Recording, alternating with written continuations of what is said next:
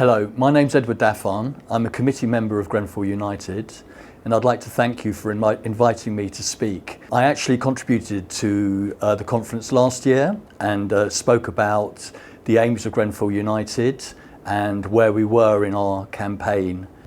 Sadly, little's changed in the year since we last spoke, and I actually watched the video that we contributed, and it was a sense of déjà vu. We're determined to achieve truth, change and justice in our campaign.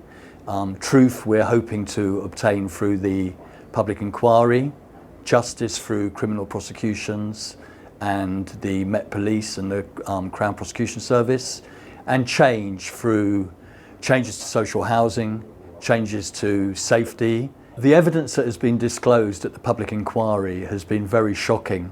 We have found how those responsible for our safety and those responsible for the health and safety during the refurbishment of Grenfell Tower failed us almost completely. The architects didn't take our concerns and our health and safety into account. The Royal Borough of Kensington and Chelsea's building control failed in their duty to protect us. And Exova, who were the fire safety experts, were shown not to have stepped up to the plate in order to assess the danger that we were facing. The LABC, the Local Authority Building Control, and BRE, both of these bodies had a duty to protect us, and they failed. And part of our campaign is to call for BRE to be taken back into public ownership to make sure that the relationships that they formed with companies like Kingspan and Celotex and the financial gain that they could get from that is not allowed to happen in the future. And when it comes to Celotex and Kingspan, the inquiry has been very clear. One of our lawyers described these companies as little better than crooks and killers, and you know, that's the way that I feel about them. The way that they gamed the testing process and allowed products that should have been nowhere near high-rise buildings to adorn thousands and thousands of buildings up and down the UK is nothing short of a scandal. And it is our hope that these companies are held responsible for their actions and criminal prosecutions are taken against them.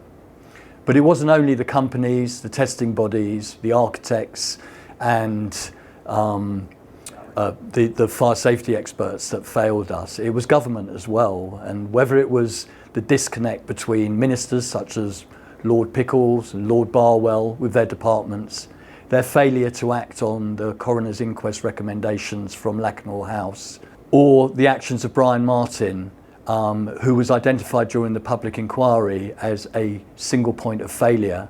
But this was a man who was responsible for approved document B and the regulations that keep people safe inside buildings, and the multiple failures of Brian Martin and the department are deeply shocking and need reform.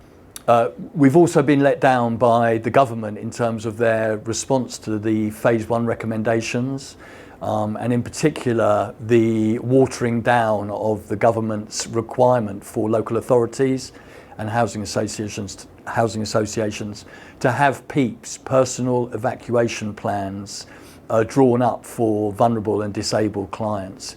Many of these individuals in Grenfell were unable to escape the building, and as a legacy to these people, we need to ensure that PEEPs in particular is taken seriously and move forward, and the government should not be allowed to water down this element of the recommendations from Phase 1. So along with the government's failure to respond to the coroner's inquest findings, they also failed to act on the all-party parliamentary group's demands that fire safety issues and approved document B be investigated by various secretaries of state.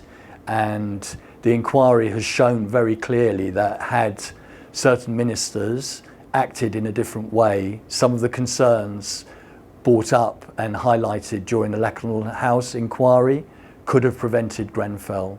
This was another missed opportunity, another 999 call that went unanswered. My message to you as safety experts working in local authorities and working in housing associations is listen to the tenants. We weren't listened to at Grenfell, and if they're raising concerns, make sure that you find out what they are and act upon them.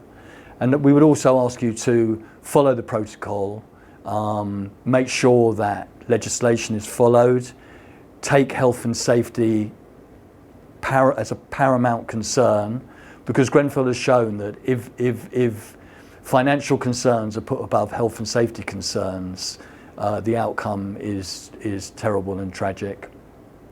On behalf of the Grenfell United Committee, I'd like to thank you once again very much for allowing us to contribute to your conference, and I hope that some of the subjects and topics that I've raised have been of interest to you and are helpful.